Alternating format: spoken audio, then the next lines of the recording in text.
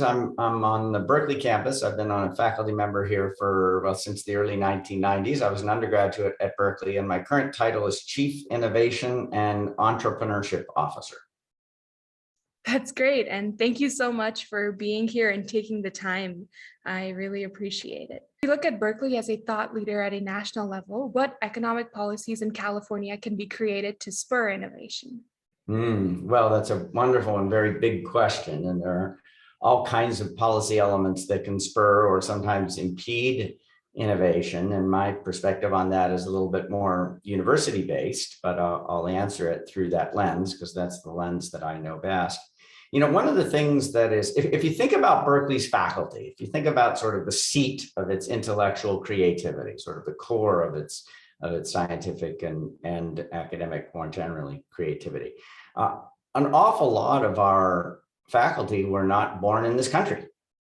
That's a reality that the US's greatest research institutions are populated to a great degree by people who came from everywhere in the world and wanted to be part of what are generally considered the greatest universities in the world. And that is a super important source of human capital. So that's one of them, is sort of making sure that California remains welcoming to people from around the world, as welcoming as it possibly can be, given the national and international context. And obviously there are lots of factors there, health and otherwise. But I think that would be one, is human capital. It's at the core of what we do. I think it's at the core of any innovation process. So that would be my number one answer. Wow, that's a very thoughtful answer. I mean, human capital and I guess the diversity of human capital as well. Second question, how is Baker BioIngenuity Hub helping a new kind of entrepreneurship at Berkeley for solving, big problems such as climate change, and how is it becoming a model for entrepreneurship in general in the United States? Well, thank you for that. So a little bit on Baker BioIngenuity Hub, because it is brand new, or BBH as we call it. So if you Google Baker BioIngenuity Hub at Berkeley, you'll see some articles. We just did a public press release on it a couple of months ago, so it's still relatively new, and it's about to open in just a couple of months. What it is there are lots of incubators out there and lots of accelerators, but this is a very large one, and it's got lots of scientific space, so-called bench space, places where you can do life sciences and other related science. It will house some 80 startups, not specifically life science, but also reflecting the convergence between the life sciences and the physical sciences, engineering and materials sciences and computer sciences. So it's very much an incubator for convergence research, and it's not exploratory or basic research. It's applied research, right? These are startups that are going to market and testing some of the final stage scientific hypotheses that they need to test in order to go to market. So it's unlike anything Berkeley's ever done before, and it's very, very large. We think it's unique. We think it's incomparable. We think it will attract the best companies anywhere that are in that. Sometimes people use the term tough tech, right? This kind of convergence between engineering and the life sciences, or convergence between various fields. And it's just about to open, as we said. We've had great uptake in terms of companies, startups that want to be in there. One of the nice parts about it is, I mentioned that it's lab space, it's scientific space. So it's not just come rent some office space and be a startup at Berkeley. No. These are scientific resources that are hard to find in lots of places. And it will be all of the IP that's generated. It's right across the street from the main Berkeley campus. It's quite large, as I already said. What's really neat about it, part of what's really neat about it, is it's a safe space in terms of intellectual property. So the intellectual property that's created in the labs that are part of this Baker BioIngenuity Hub is owned by the startups. And that's really important. If you want startups to fully engage with universities, they naturally need to own the intellectual creativity that they are producing in that context. So I think that's really what distinguishes it. It's convergence between fields. It's the biggest problems faced by society, many of them the toughest, hardest problems. And we've created it in a way that brings industry and startups together with Berkeley in a way that respects the mission of the university. We are not a hedge fund. We are not a commercial outfit, obviously. But we also want to make sure that as much of Berkeley's intellectual creativity is benefiting society as possible. And so this is a new kind of mechanism for doing that better. Wow, that's truly a great initiative taken by Berkeley, and it's honestly quite impressive, the ability to take ownership of one's intellectual creativity and ideas in general, especially during this day and age, kind of gives them a comfort space. And of course, the ability for scientific resources that you're offering is phenomenal. So honestly, that's kind of a pretty good role model for other universities as well. Along to my next question, how are technologies like AI and big data represented in the startup culture at Berkeley? Yeah, well, you're going to find AI and data science in the startup cultures at most any modern research university these days, and they're certainly part of Berkeley. I mean, even I just mentioned the convergence and so forth. So Berkeley in the last year and a half won the Nobel Prize for CRISPR technology, right, for gene editing, and that's not AI or data science. But what we're seeing is, CRISPR-based companies that are connecting to data science and information sciences and artificial intelligence and creating new companies around that convergence even. So when we talk about data science and AI, I think it's important to not just think narrowly about those fields, but also think about the contact points between those fields and all these other fields, life sciences and gene editing being just one example. But now drilling down into AI and data sciences, Berkeley has completely restructured itself. The largest structural change in its department and school structure in the last 20 years was to create a new division, a division of data science in society. It's really computing, data science, and society is the name of it, CDSS.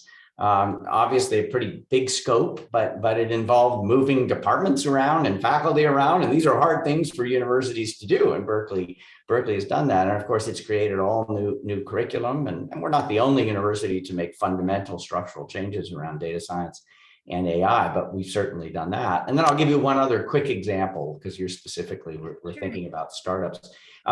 We have something on the Berkeley campus called the BEAR Lab. Berkeley has been a leader in artificial intelligence, BAIR, the Berkeley Artificial Intelligence Research Lab, the R standing for research. And if you go to the BAIR Berkeley website, you will see that there are lots of partner companies there, very big companies, Intel's, Adobe's, they're all subscribers to this effort. The subscriptions are not inexpensive, and these are important industry partners that we've welcomed for many, many years. And what they get is in part access to pre-competitive intellectual property in the AI area. One of the things that we've just changed is to allow startups to be partners in the BEAR Lab. And the way most startups don't have enough liquidity to be able to pay the subscription price, the annual subscription price to the BEAR Lab for access to all this IP. But they do have equity, they do have stock. So we are basically opening up the BEAR Lab in its partnership model to startups, and Berkeley is taking equity in consideration in compensation for opening that up. So it's like providing absolute cutting edge AI research and applications to the whole startup community in a really fresh way. And it also allows Berkeley to participate in the nonlinear upside of the wealth and jobs creation that its IP is generating. So it's an exciting new step for Berkeley. Wow, I mean, that's truly beneficial to Berkeley students and AI in general, like the growth and research of AI in general. So that's great. Moving on to my next question, what help can the investor and Silicon Valley community provide to Berkeley students, faculty, and staff? Well, so, at the end of the day, when we think about investors and funders, there isn't very much that can get done anywhere without funding. I mean, funding comes from lots of different sources. You've got federal government programs like the National Science Foundation or National Institutes of Health. You've got foundations that are involved. Increasingly, companies are doing less research in-house and they're partnering with modern research universities.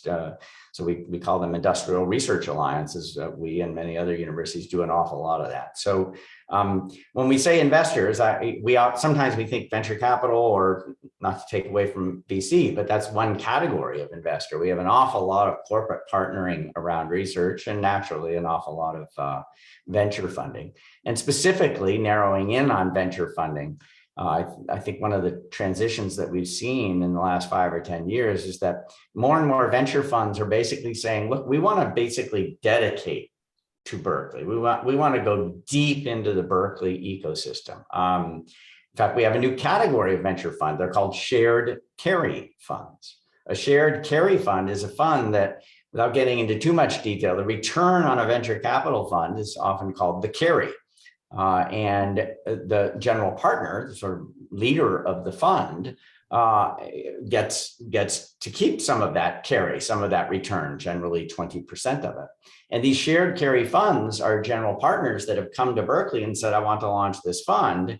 And half of the carry I'm entitled to as the general partner, 20% of the total, half of that, 10% of the total carry, will go back to Berkeley automatically. So that's interesting because it's providing capital to startups on the Berkeley campus in a very focused way.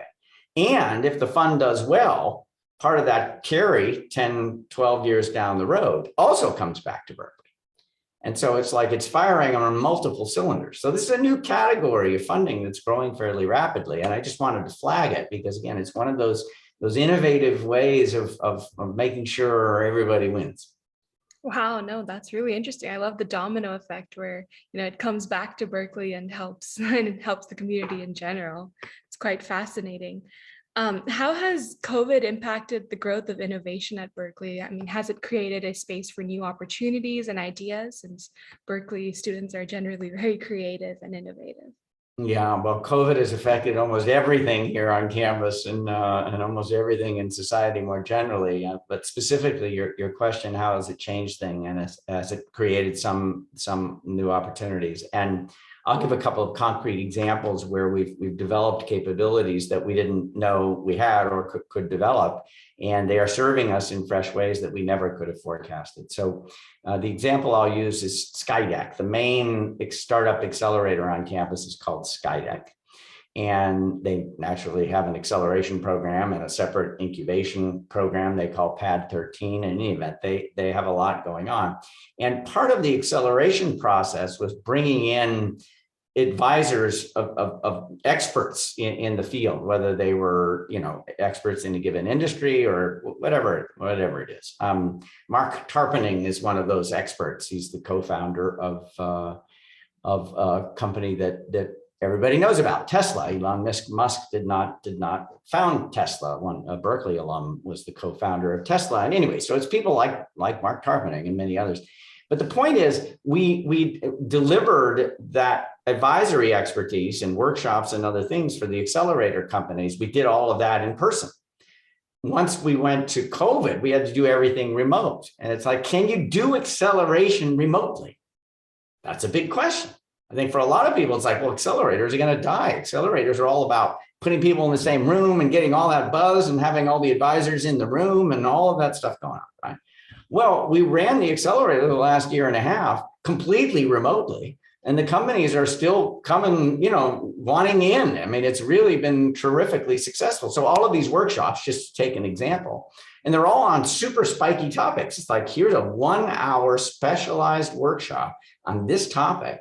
I did one. I'll just give one example. I gave one to the startups in the accelerator on culture. How do you manage organizational culture in a startup? That happens to be an area that I'm pretty well versed in. And these are founders of startups, and most of them haven't thought as deeply as they probably should yet about managing culture. They're thinking about many, many other things. All right, so that's a 1-hour workshop. It's now done electronically. It was done in person. And now we have all of those in a can. We all have all of those that are recorded, right? So now it's like we got a library of content, and we're able to start thinking about, well, could we do remote acceleration in country X or country Y? Could we expand the scope, the geographic scope of how Skydeck works, because we know we can do remote acceleration. We didn't know we could do that as well as we did 2 years ago. Anyways, one example of an institution that's challenged, namely Skydeck, has to respond, and in its response, it learns about capabilities it didn't know it had. Wow, that's truly amazing. I mean, it's amazing to see how remote acceleration can be scaled and how it, COVID really hasn't halted the startup acceleration process and progress at Berkeley. And it's truly amazing. Speaking about accelerators, how is the Big Ideas Accelerator creating companies with a social impact? Yeah, so Big Idea on the Berkeley campus, when we think about social entrepreneurship, Big Ideas really is our big campus-wide program that stimulates that. And social entrepreneurship is a very, very big category. So the idea is not unlike thinking about accelerators and incubators and business plan development or customer discovery, right? Very traditional lean entrepreneurship methods. How do you get out of the building? How do you find out whether you really have a product? All of that learning is as relevant to social entrepreneurship as it is to more traditional for-profit entrepreneurship. And so Big Ideas is a way to pull students together, help them build teams, help them test ideas, and then ultimately help them develop ideas and present them in contests and receive funding when they're successful and so forth. So I kind of think of it as it works in parallel for the accelerators that we have that are a little bit more traditional for-profit businesses. We have several of those on campus. Big Ideas has learned from all those other accelerators and vice versa. Some of the things that we're learning in terms of social entrepreneurship stimulation are things that are helping us think about what's going on in the for-profit acceleration part. So Big Ideas has gotten very large. In fact, Big Ideas started as a Berkeley program. Now it's really a UC program. It's serving multiple University of California campuses. So that's one of the things we've learned is that, boy, there's a lot more capacity for and interest in social entrepreneurship than most campuses can deliver the institutional support for. And so some of the other UC campus, Berkeley being in Silicon Valley, it's a little bit more advanced on average than the other UC campuses. So the idea is we've built a platform, we've built the means of doing this. Why don't we provide that service more widely across the other UC campuses? There are 10 University of California campuses. And so that's it's become a 10 campus platform, not a one campus platform. Wow, that's amazing. I mean, speaking of other colleges, Berkeley is a role model of entrepreneurship for other colleges as well. What would you advise other colleges outside the UC system to change or incorporate to spur entrepreneurship on their campuses or interest innovation in general? Yeah. Well, thanks for that. We have as much to learn from other campuses as they have to learn from us. I mean, we do have an advantage, geographic advantage of being in the Silicon Valley, but so I don't want to make it sound like this is a one-way answer and we only have teaching to do, but your question was what things are we doing that might be useful? I'll give a couple of concrete examples. Both of them are very recent on the Berkeley campus. So it's not like we've been doing this a long time. You should get on the bus. One of them, we call it the Berkeley RIC, R-I-C, the Research Infrastructure Commons. Now, what is that? Okay, so I'm an economist. We talk about the share economy. We've all heard that term, right? It's like you own a car, you probably use it 1 or 2% of the time. How can we utilize that asset as a society in a more efficient way? Or you might own a second home or a second property, or anyways, lots of lodging, lots of the built environment that's not very efficiently used. And anyways, we all know that the economy has shifted to make use of that in various ways better. Now, think about scientific instrumentation on a great research university campus. So what percentage of the time are the UC Berkeley's DNA sequencers being used? What percent of the time are Berkeley's mass spectrometers being used? There isn't just one mass spectrometer, by the way. Lots of different faculty say, no, I need one in my lab. I need it to do particular stuff for my work. And so the idea is, what if, and we're developing this. So here's the limiting vision. I've got my cell phone here. If we want to have an interface where a startup or small company could go to a website and it would say, if you need to use a mass spectrometer, at Berkeley, not during the day when the faculty and graduate students are using it, but on the weekend. Here are some available times. Here are the prices, fee for service work, okay? Here's the contract template. If you're on the template, it's DocuSign, it's easy to do. And any IP that you create in this fee for service relationship is your IP. And of course, the resources that Berkeley gets for this, it plows back into its research instrumentation, right? It makes Berkeley stronger and stronger in terms of its own research capacity.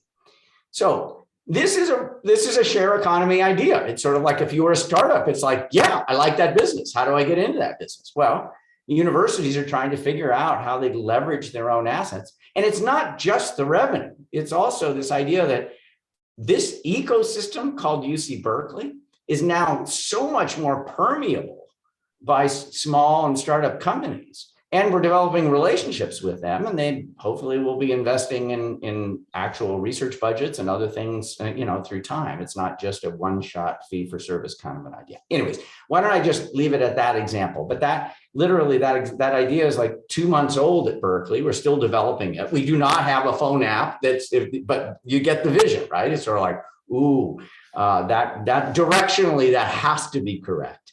And in the past, Berkeley did some of this, as do other campuses, but it was like the negotiations were incredibly clumsy. They took too long. Risk wanted to weigh in. Legal wanted to weigh in. The contracts office wanted to weigh in. It's like, oh my gosh, it's kind of like what could have been an opportunity is being squelched, and we just enabled it.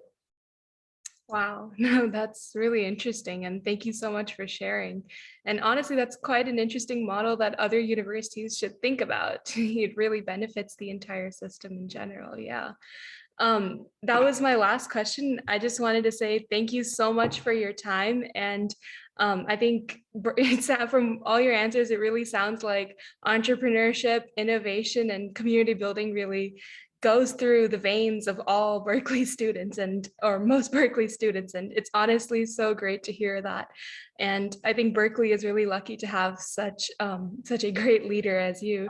You have like a really great innovative and open mindset, and you're quite welcoming, and great to hear from you for sure. So thank you so much for your time and everything. I really appreciate it. You are welcome. Thank you, Taarini. Thank you.